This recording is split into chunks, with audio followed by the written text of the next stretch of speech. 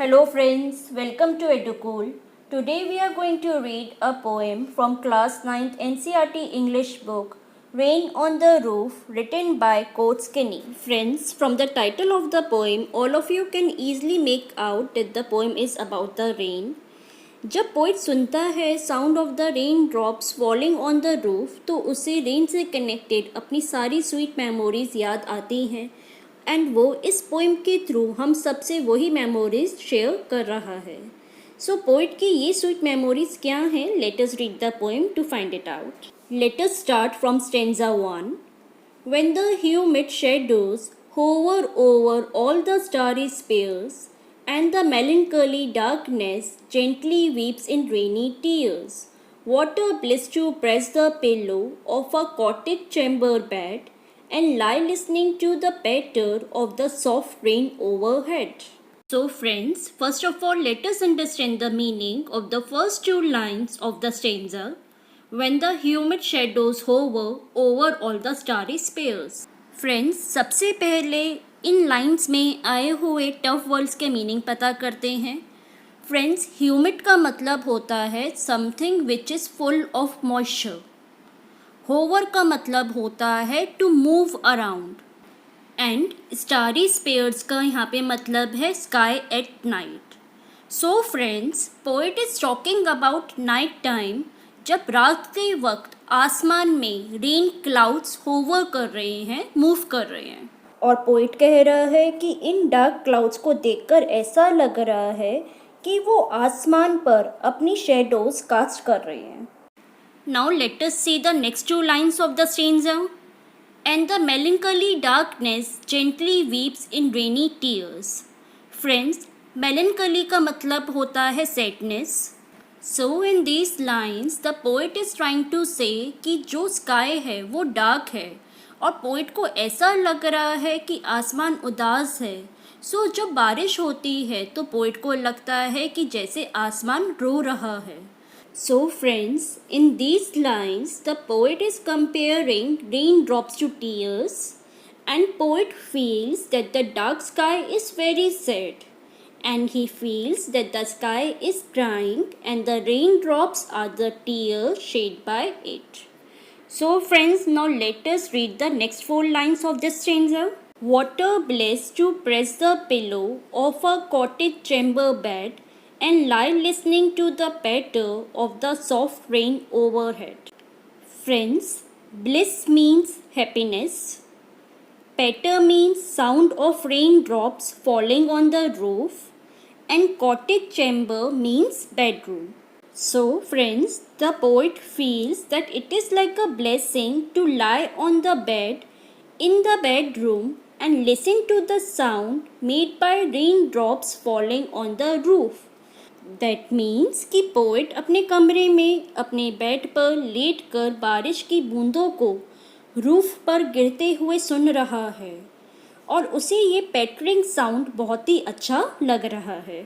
Friends, now let us read the first four lines of the second stanza. Every tinkle on the shingles has an echo in the heart and 1,000 dreamy fancies into busy being start. Friends, tinkle का मतलब होता है छोटा सा हल्का सा ringing sound. Friends, shingle rectangular wooden tiles होती हैं जो रूफ पर लगाई जाती हैं. और ईको का मतलब क्या होता है? Repeated sound. So in these lines the poet is expressing what he feels when he hears the rain drops falling on the rooftop of his house. So friends, the poet is trying to tell us कि ये जो tinkling sound है on the shingles, on the roof, वो उसके heart में eco produce कर रहा है. और ये जो रिपीटिंग साउंड है रेन ड्रॉप्स का, वो उसे सपनों की दुनिया में ले जा रहा है, into a world of fancy dreams. Friends, now let us see the next four lines of the stanza. And 1,000 recollections weave their ear threads into woof as I listen to the patter of the rain upon the roof. Friends, woof से मतलब होता है उस thread से, उस धागे से जिसे वीव किया जाता है across the loom. So friends, in these lines the poet is saying कि जब वो sound सुन रहा है of raindrops falling on the roof, तो वो recollect कर रहा है, उसे याद आ रही हैं thousands of old memories. And ये मेमोरीज उसके माइंड में ऐसे वीव हो रही हैं जैसे कि वो कोई धागे हों जिन्हें वो वीव कर रहा है, वूफ कर रहा है. Friends, now let us read the stanza 3 of the poem. Now in memory comes my mother, as she used in years agone to regard the darling dreamers ere she left them till the dawn. Oh, I feel her fond look on me as I list to this refrain, which is played upon the shingles by the patter of the rain. Friends, is a old poetic word for before.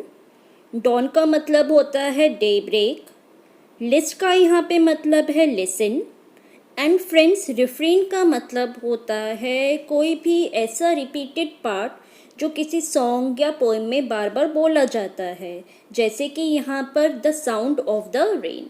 Friends, in this stanza poet अपनी mother को recall कर रहा है. जैसा कि हमने पहले read किया था कि poet is recollecting the old memories, so he is recollecting about his mother जो अब इस दुनिया में नहीं है. पोइट को याद आ रहा है कि कैसे बचपन में जब पोइट और उनके सिबलिंग सो रहे होते थे तो उनकी मदर उन्हें देखने आती थी, क्योंकि उनकी मदर को पता होता था कि वो अब उन्हें सुबह ही दोबारा से देख पाएंगी. और फ्रेंड्स, जैसा कि हर माँ चेक करती है सोने जाने से पहले कि उसके बच्चे ढंग से सोए हैं या नहीं, उन्हें किसी चीज़ की ज़रूरत तो नहीं है, सिमिलरली पोइट की मदर भी ऐसा ही करती थी. सो पोइट इज सेइंग कि उसे अपनी माँ का उसे प्यार से देखना याद है और वो फील कर सकता है उन्हें. The poet can still feel that his mother is looking at him as he listens to the song made by the raindrops falling on the rooftop of his room. So friends, therefore जो pattering sound है of the raindrops falling on the shingles वो poet के अंदर emotions develop करता है. So whenever he hears this sound, it brings back memories of the past and he is reminded of his mother.